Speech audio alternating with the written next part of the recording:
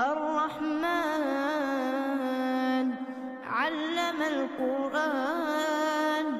خلق الإنسان علمه البيان الشمس والقمر بحسبان والنجم والشجر يسجدان والسماء رفعها ووضع الميزان ألا تطغوا في الميزان وأقيموا الوزن بالقسط ولا تخسروا الميزان والأرض وضعها للأنام فيها فاكهة والنخل ذات الأكمام والحب ذو العصف والريحان فبأي آلاء ربكما تكذبان خلق الإنسان من صلصال كالفخار وخلق الجان من مارج من نار فبأي آلاء ربكما تكذبان رب المشرقين ورب المغربين فبأي آلاء ربكما تكذبان مرج البحرين يلتقيان بينهما برزخ لا يبغيان فبأي آلاء ربكما تكذبان يخرج منهما اللؤلؤ والمرجان فبأي آلاء ربكما تكذبان وله الجوار المنشآت في البحر كالأعلام فبأي آلاء ربكما تكذبان كل من عليها فان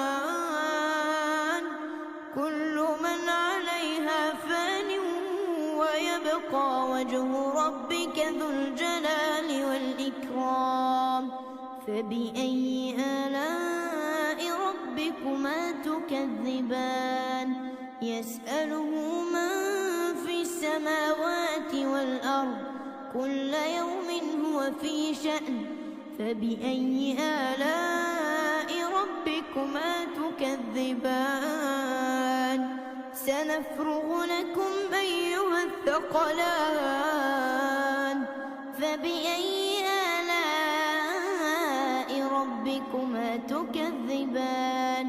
يا معشر الجن والإنس إن استطعتم أن تنفذوا من أقطار السماوات والأرض فانفذوا لا تنفذون إلا بسلطان فبأي آلاء ربكما تكذبان يرسل عليكما شواظ من نار ونحاس فلا تنتصران فبأي آلاء ربكما تكذبان فإذا انشقت السماء فكانت وردة كالدهان فبأي آلاء ربكما تكذبان فيومئذ لا يسأل عن ذنبه إنس ولا جان فبأي آلاء ربكما تكذبان يعرف المجرمون بسيماهم فيؤخذ بالنواصي والأقدام فبأي آلاء ربكما تكذبان هذه جهنم جهنم التي يكذب بها المجرمون يطوفون بينها وبين حميم آن فبأي آلاء ربكما تكذبان ولمن خاف مقام ربه جنتان فبأي آلاء ربكما تكذبان ذواتا أفنان فبأي آلاء ربكما تكذبان فيهما عينان تجريان فبأي آلاء ربكما تكذبان فيهما من كل فاكهة زوجان فبأي آلاء ربكما تكذبان متكئين على فرش بطائنها من استبرق وجنى الجنتين دان فبأي آلاء ربكما تكذبان فيهن قاصرات الطرف لم يطمثهن إنس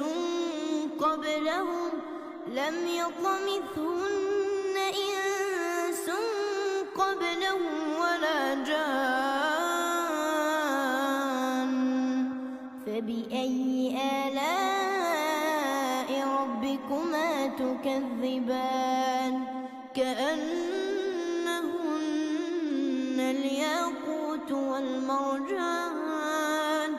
فبأي آلاء ربكما تكذبان هل جزاء الإحسان إلا الإحسان فبأي آلاء ربكما تكذبان ومن دونهما جنتان فبأي آلاء ربكما تكذبان مدهامتان فبأي آلاء ربكما تكذبان فيهما عينان نضاختان فبأي آلاء ربكما تكذبان فيهما فاكهة ونخل ورمان فبأي آلاء ربكما تكذبان فيهن خيرات حسان فبأي آلاء ربكما تكذبان حور مقصورات في الخيام فبأي آلاء ربكما تكذبان لم يطمثهن إنس قبلهم ولا جان فبأي آلاء ربكما تكذبان متكئين على رفرف خضر وعبقري حسان فبأي آلاء ربكما تكذبان تبارك اسم ربك ذي الجلال والإكرام أعوذ بالله من الشيطان الرجيم بسم الله الرحمن الرحيم ألف لام را تلك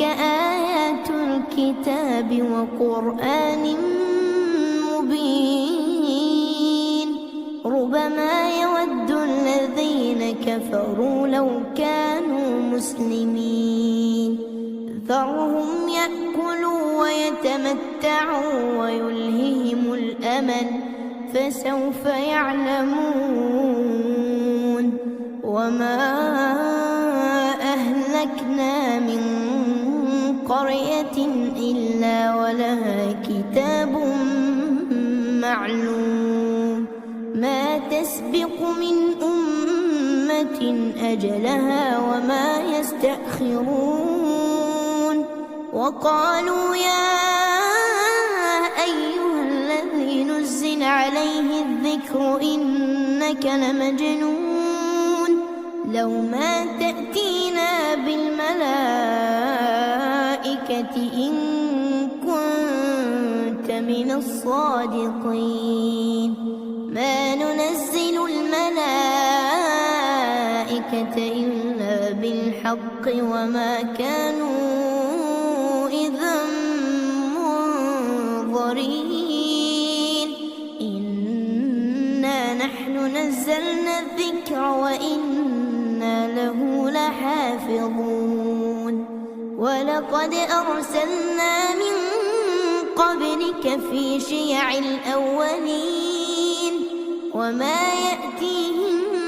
من رسول إلا كانوا به يستهزئون. كذلك نسلكه في قلوب المجرمين لا يؤمنون به وقد خلت سنة الأولين. ولو فتحنا عليهم بابا من السماء فظلوا فيه يعرجون لقالوا إنما سكرت أبصارنا بل نحن قوم مسحورون. ولقد جعلنا في السماء بروجا وزيناها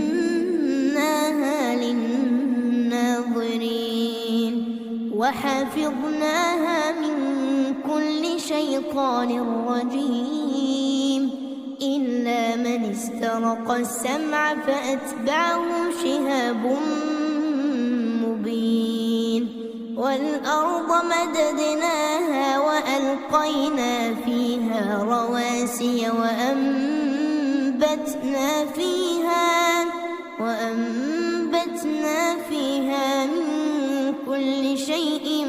موزون. وجعلنا لكم فيها معايش ومن لستم له برازقين. وإن من شيء إلا عندنا خزائنه وما ننزله إلا بقدر معلوم. وأرسلنا الرياح لواقح فأنزلنا من السماء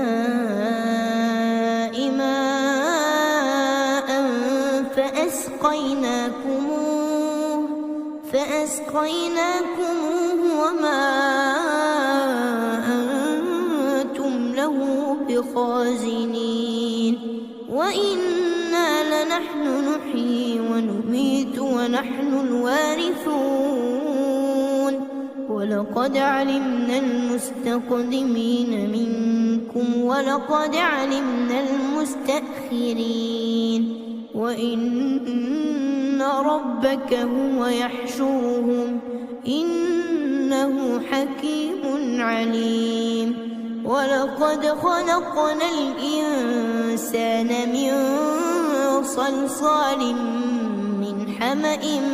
مسنون. والجان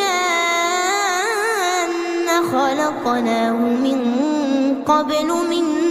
نار السموم. وإذ قال ربك للملائكة إني خالق بشرا من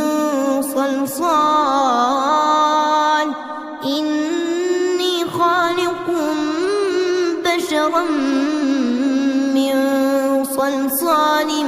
من حمإ مسنون فإذا سويته ونفخت فيه من روحي فقعوا له ساجدين فسجد الملائكة كلهم أجمعون إلا إبليس أبى أن يكون مع الساجدين قال يا إبليس ما لك ألا تكون مع الساجدين قال لم أكن لأسجد لبشر خلقته من صلصال من حمإ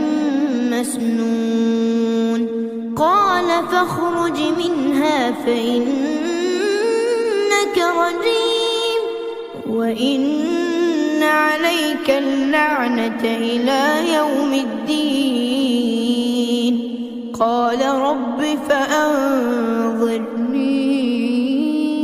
إلى يوم يبعثون قال فإنك من المنظرين إلى يوم الوقت المعلوم قال رب بما أغويتني لأزينن لهم في الأرض ولأغوينهم أجمعين إلا عبادك منهم المخلصين قال هذا صراط علي مستقيم إن عبادي ليس لك عليهم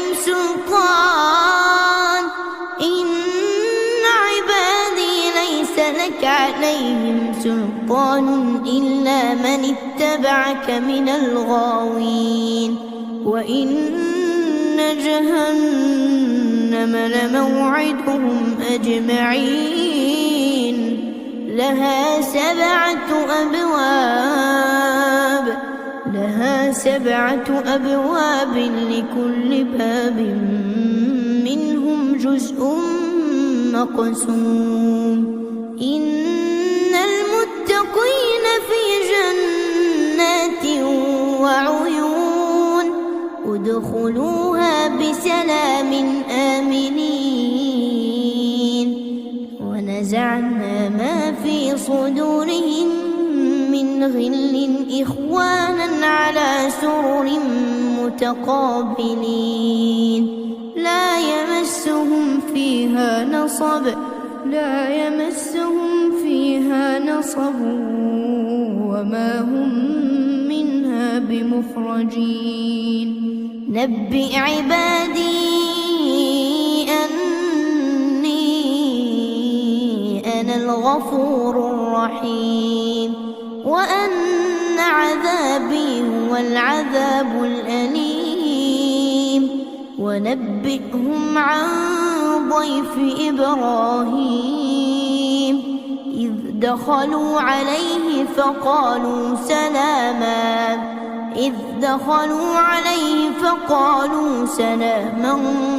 قال إنا منكم وجلون قالوا لا توجل إنا نبشرك بغلام عليم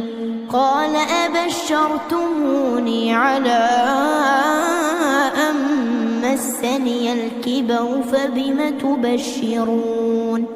قالوا بشرناك بالحق فلا تكن من القانطين قال ومن يقنط من رحمة ربه إلا الضالون قال فما خطبكم أيها المرسلون قالوا إنا أرسلنا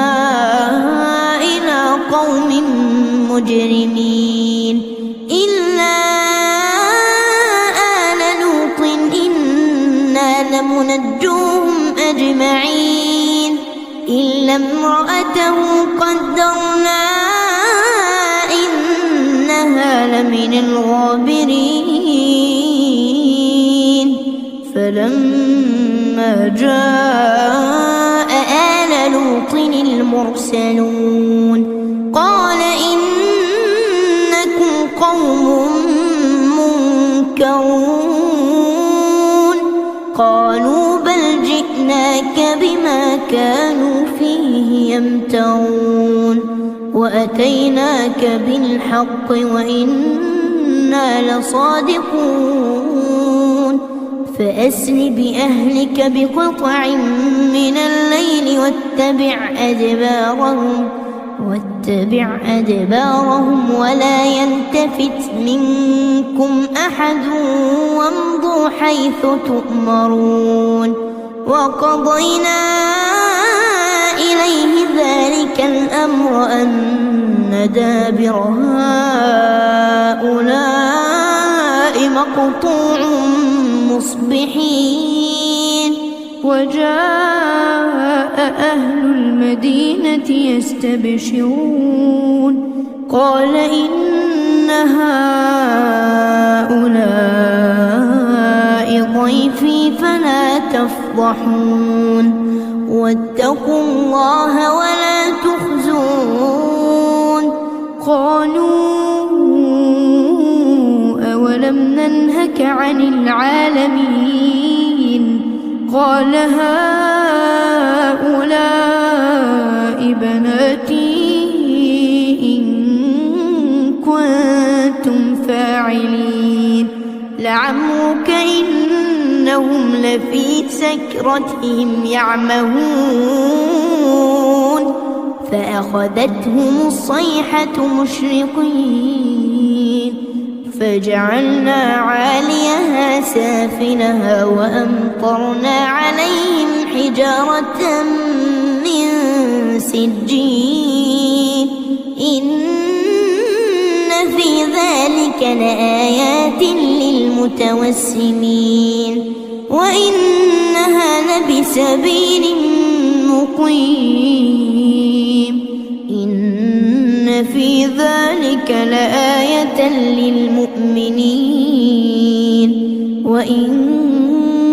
كان أصحاب الأيكة لظالمين فانتقمنا منهم وإنهما لبإمام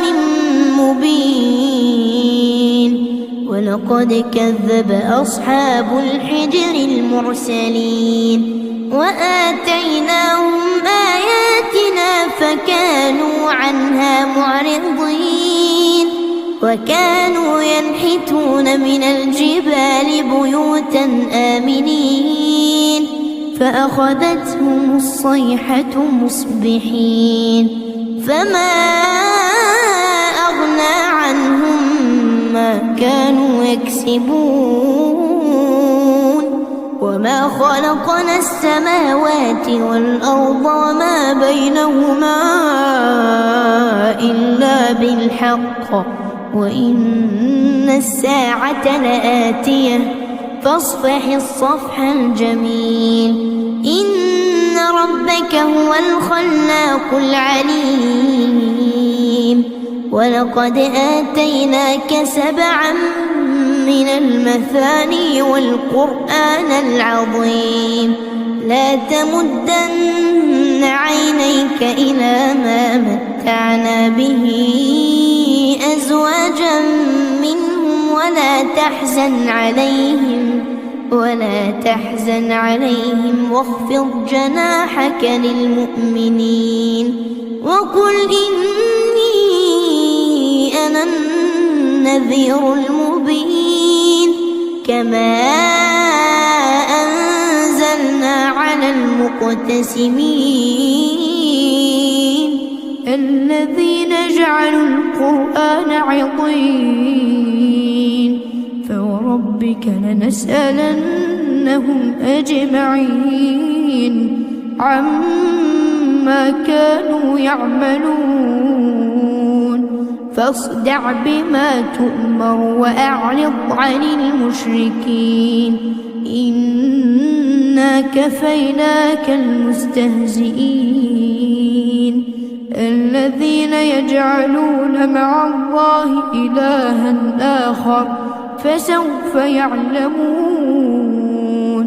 ولقد نعلم أنك يضيق صدرك بما يقولون فسبح بحمد ربك وكن من الساجدين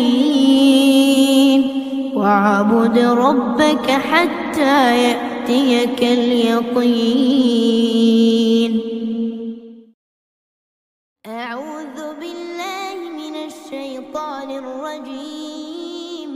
بسم الله الرحمن الرحيم. إذا وقعت الواقعة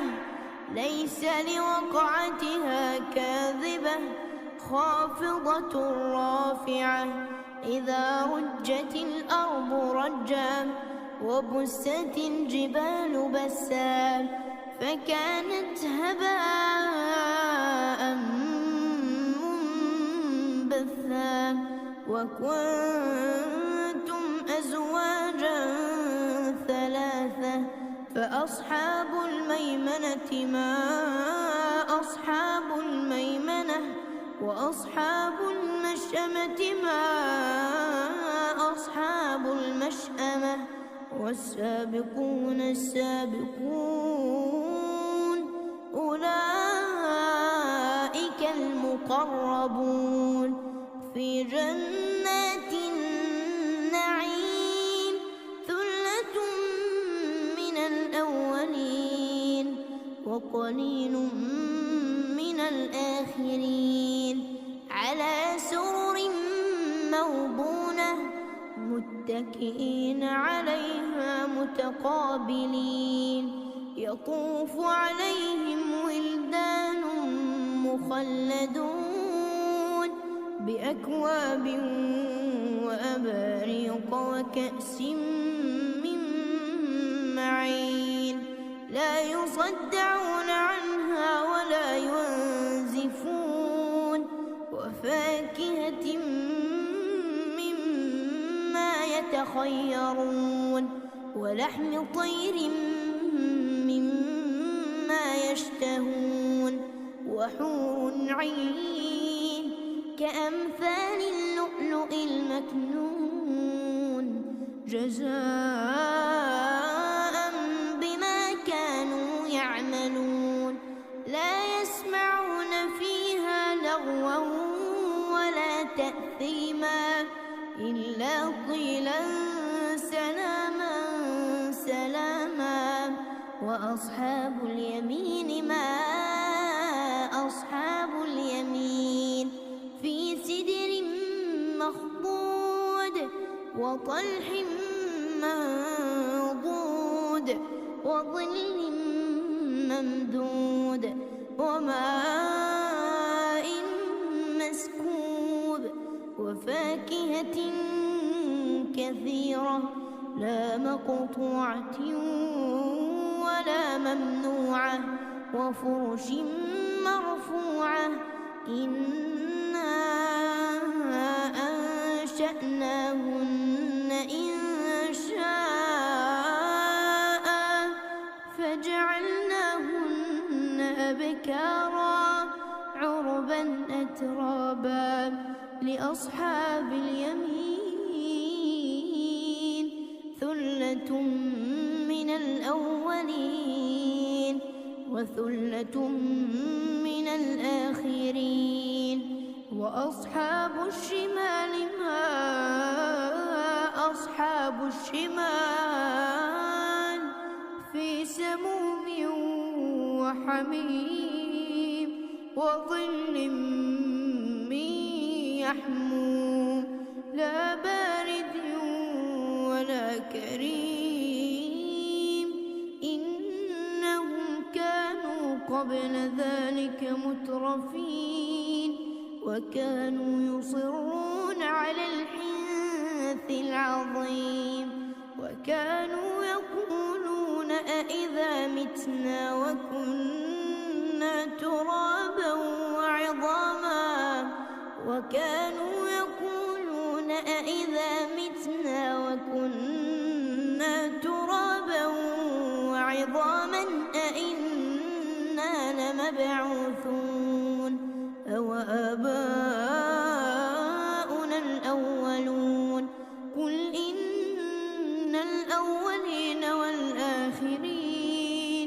لمجموعون إلى ميقات يوم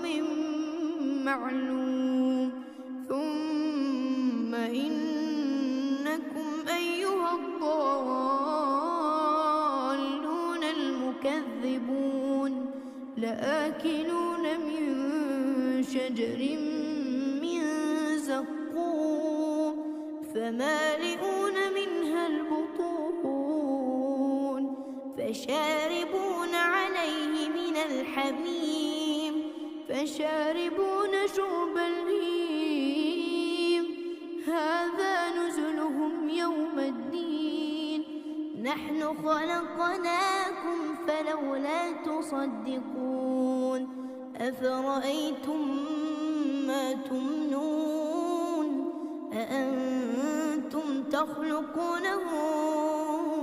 أم نحن الخالقون نحن قدرنا بينكم الموت وما نحن بمسبوقين على أن نبدل أمثالكم وننشئكم فيما لا تعلمون ولقد علمتم النشأة الأولى فلولا تذكرون أفرأيتم ما تحرثون أأنتم تزرعونه أم نحن الزارعون لو نشاء لجعلناه حطاما فظلتم تفكهون إنا لمغرمون بل نحن محرومون أفرأيتم الماء الذي تشربون أأنتم أنزلتموه من المزن أم نحن المنزلون لو نشاء جعلناه أجاجا فلولا تشكرون أفرأيتم النار التي تورون أأنتم أنشأتم شجرتها أم نحن المنشئون نحن جعلناها تذكرة ومتاعا للمقوين فسبح باسم ربك العظيم فلا أقسم بمواقع النجوم وإنه لقسم لو تعلمون عظيم إنه لقرآن كريم في كتاب مكنون لا يمسه إلا المطهرون تنزيل من رب العالمين أفبهذا الحديث أنتم مدهنون وتجعلون رزقكم أنكم تكذبون فلولا إذا بلغت الحلقوم وأنتم حينئذ تنظرون ونحن أقرب إليه منكم ولكن لا تبصرون فلولا إن كنتم غير مدينين ترجعونها إن كنتم صادقين فأما إن كان من المقربين فروح وريحان وجنة نعيم وأما أصحاب اليمين فسلام لك من أصحاب اليمين وأما إن كان من المكذبين الضالين فنزل من حميم وتصلية جحيم إن هذا لهو حق اليقين فسبح باسم ربك العظيم.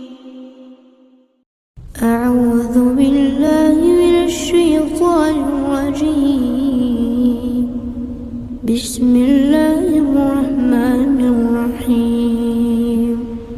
يا أيها المزمل قم الليل إلا قليلا نصفه أو انقص منه قليلا أو زد عليه ورتل القرآن ترتيلا إنا سنلقي عليك قولا ثقيلا إن ناشئة الليل هي أشد وطئا وأقوم قيلا إن لك في النهار سبحا طويلا واذكر اسم ربك وتبتل إليه تبتيلا رب المشرق والمغرب لا إله إلا هو فاتخذه وكيلا واصبر على ما يقولون واهجرهم هجرا جميلا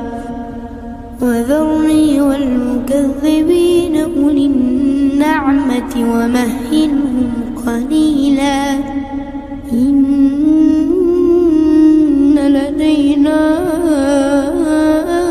أكالا وجحيما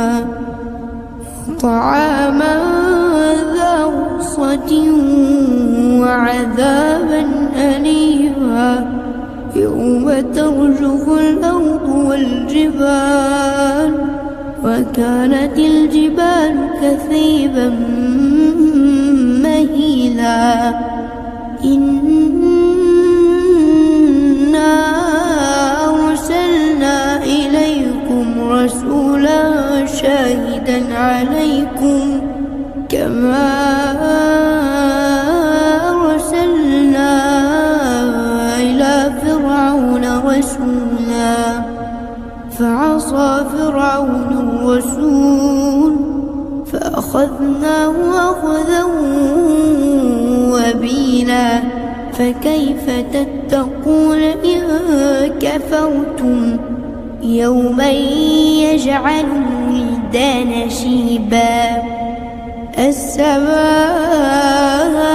السماء منفطر به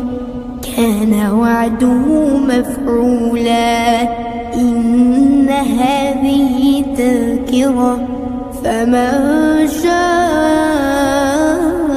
اتخذ إلى ربه سبيلا إن ربك يعلم أنك تقوم أدنى بها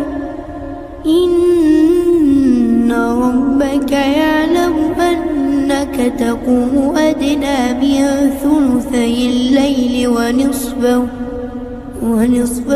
وثلثه وطائفة من الذين معك والله يقدر الليل والنهار علم أن لا تحصوه فتاب عليكم فاقرؤوا ما تيسر من القرآن علم أن سيكون منكم مرضى وآخرون يضربون في الأرض يبتغون من فضل الله وآخرون يقاتلون في سبيل الله فاقرؤوا ما تيسر منه وأقيموا الصلاة وآتوا الزكاة وأقرضوا الله قرضا حسنا وما تقدموا لأنفسكم من خير تجدوه عند الله هو خيرا وأعظم أجرا واستغفروا الله إن الله غفور رحيم. بسم الله الرحمن الرحيم. تبارك الذي بيده الملك وهو على كل شيء قدير الذي خلق الموت والحياة ليبلوكم أيكم أحسن عملا وهو العزيز الغفور الذي خلق 7 سماوات طباقا ما ترى في خلق الرحمن من تفاوت فارجع البصر هل ترى من فطور ثم ارجع البصر كرتين ينقلب إليك البصر خاسئا وهو حسير ولقد زينا السماء الدنيا بمصابيح وجعلناها رجوما للشياطين وأعتدنا لهم عذاب السعير وللذين كفروا بربهم عذاب جهنم وبئس المصير إذا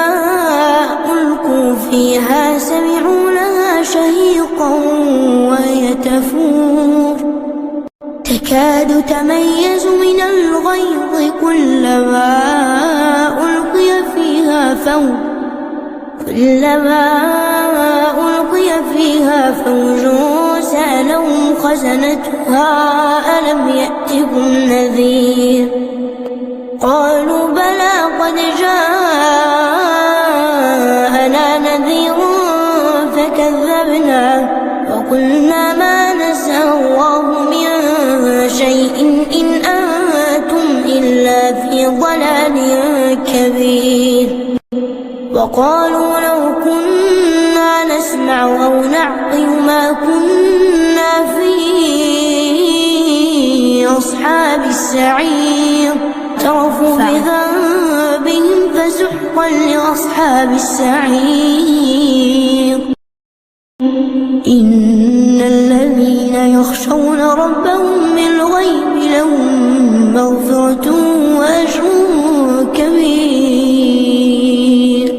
وأسروا قولكم أو جهروا به إنه عليم بذات الصدور ألا يعلم من خلق وهو اللطيف الخبير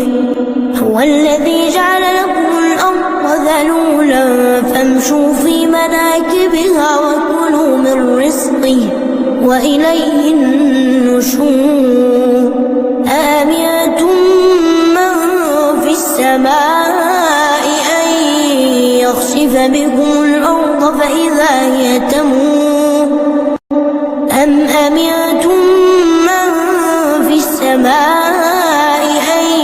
يرسل عليكم حاصبا فستعلمون كيف نذير ولقد كذب الذين من قبلهم فكيف كان نكير